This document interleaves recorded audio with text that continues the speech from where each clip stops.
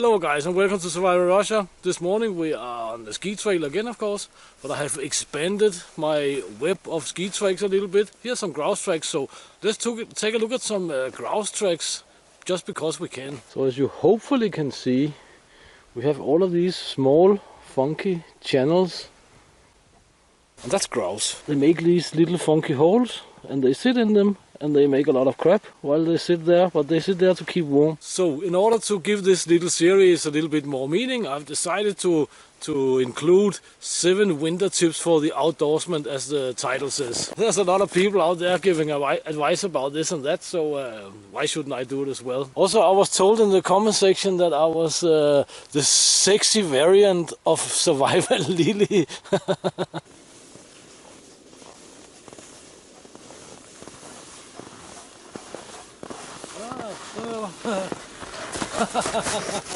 Deputy dog. Finger on the safety here.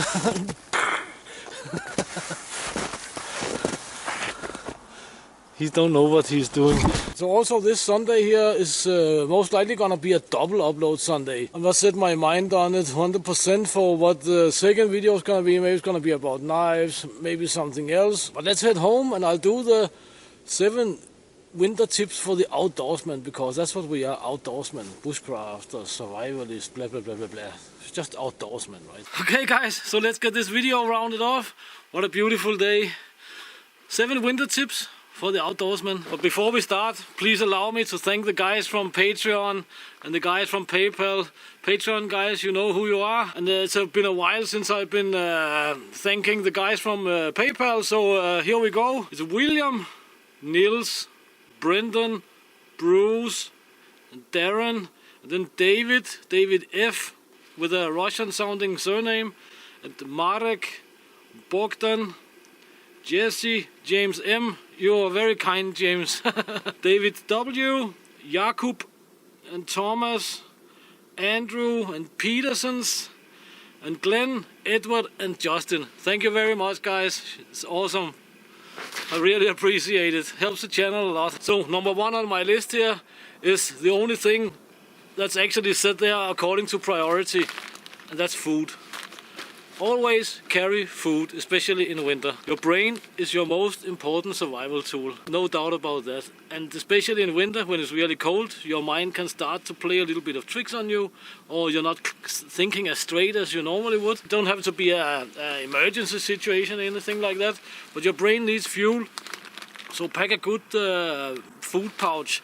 This is a machine gun pouch. Always carry foods. It is super important. I can have food here for 2-3 days for the winter and 4 or 5 or something like this during summer. Second up, that's something to do. It's pocket discipline. And with pocket discipline, I mean the army style pocket discipline.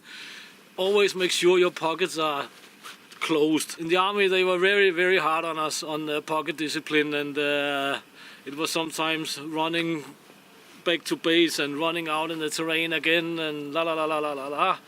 So yeah, that stuck with me, but it's really, really irritating for me when I see that I forgot it. Be rude on yourself, be vigilant about your pocket discipline, but because it's really, really important. Carry a ground pad of some kind. This is the German army, the Bundeswehr ground pad. It's definitely not the thickest ground pad you will ever see, but it's light and it works. And it works in many ways. There's many setups and so on. I'll not go into that, but this is what I carry. It can be in any backpack. A ground pad in all conditions are important, but especially in the winter. Metal containers. I carry a stainless steel bottle. This is beat up and boiled to death almost. And I normally carry a mess kit also, but a pot will do as well. And why is this important? It's important because you want to have something to cook in and you want to have something to melt water in.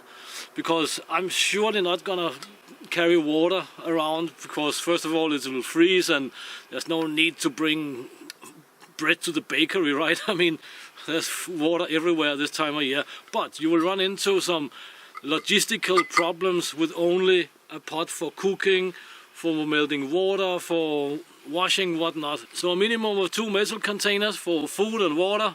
It's really, really important. Carry a good folding saw. Good folding saws are not big. This is a small Silky Pocket Boy 170. There's a almost no excuse for not carrying one of these. Why not an axe? There's a lot of romanticism connected to the axe, and I understand that.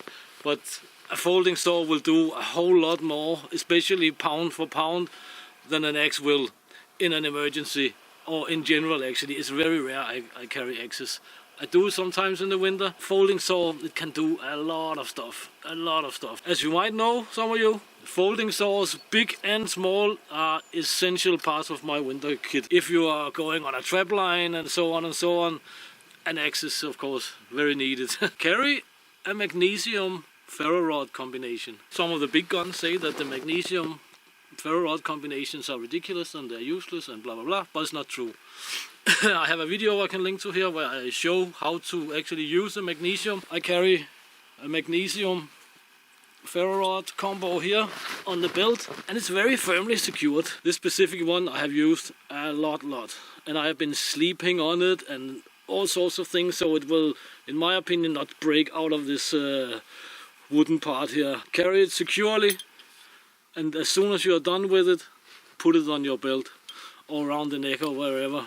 Don't leave it around like a certain guy did in Alone, right? Use a slit in the snow, even if it's only snow like this. Don't use backpack in snow, especially not on snowshoes or skis for that matter. But I say this about the sleds because I see some videos with people hiking in quite ordinary terrain with snowshoes and big backpacks. What the hell is going on? This is not good. Sleds are awesome because you can carry a lot. Okay, SD card ran out. But a sled, of course, lowers the point of gravity quite a lot. So that's why I say, if you haven't tried it, try it out. Finally, don't use Gore-Tex in very cold weather. The reason I don't like Gore-Tex in cold weather is that, of course, Gore-Tex is breathable, but only to a point, so to speak. If you sweat a lot, moisture will build up on the inside of the Gore-Tex, and when you get static or sit down or something like this, it will freeze on the inside of the Gore-Tex. That will simply make the Gore-Tex not breathe any longer. It sort of have a cooling effect. That's just my own experience, that when I wear something Gore-Texy, it feels like it's getting that it cools me in some way, and also it makes a lot of noise and so on. The extreme cold weather system from the US Army is made of Gore-Tex actually. It's a little bit weird in my opinion, but that's how it is. So on this note, I just want to say thank you for your time, thank you for watching the video. I hope you found it informational. Please check the links in the description and look out for a second video today. Get out and train and get it done. And see you next time right here in wintertime Russia.